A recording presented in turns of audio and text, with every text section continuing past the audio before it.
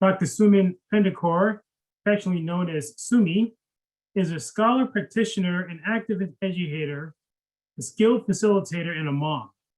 With nearly 20 years in the field of higher education and a decade as a diversity, equity, and inclusion speaker and trainer, Sumi's work and research focuses on helping campuses, nonprofits, corporations, and other organizations build capacity for social justice and racial equity by empowering individuals at all levels to be transformational agents of change in their spheres of influence. DMAX Foundation, of course, focuses on mental health, but this connection, particularly between mental health and other facets of identity, in this case, race and of course, racism. You all know DMAX clubs are student-led, mental health-focused campus organizations that enable students at really vulnerable points in their life to connect and create conversations that matter, to strengthen their mental health and emotional well-being. And there's lots of ways, of course, to contribute to the growth of more DMAX clubs, which is, of course, what Lori and Lee have planned.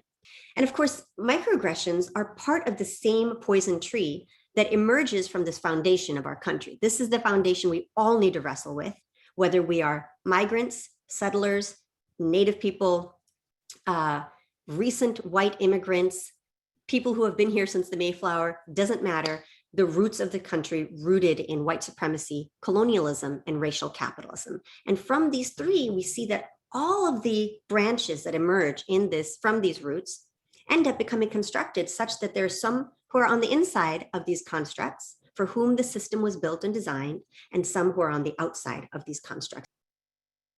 All of us, literally every single one of us, because we hold intersectional and complicated identities, have the capacity to create harm, often unintended, seemingly small. But remember, this is one of the reasons we call something like microaggressions the 1,000 cuts, is because you get cut over and over and over and over again, eventually you will bleed.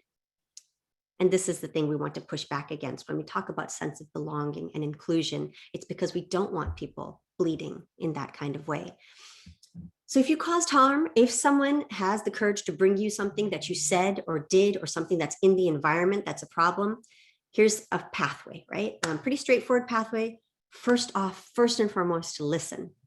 Try not to get defensive. Don't head into, oh, that's not what I meant. Or, that person's, he's a really good guy. I know him. He has an Asian wife. These are common experiences. I'm opening my eyes really big. And yet those are common experiences. To ask questions.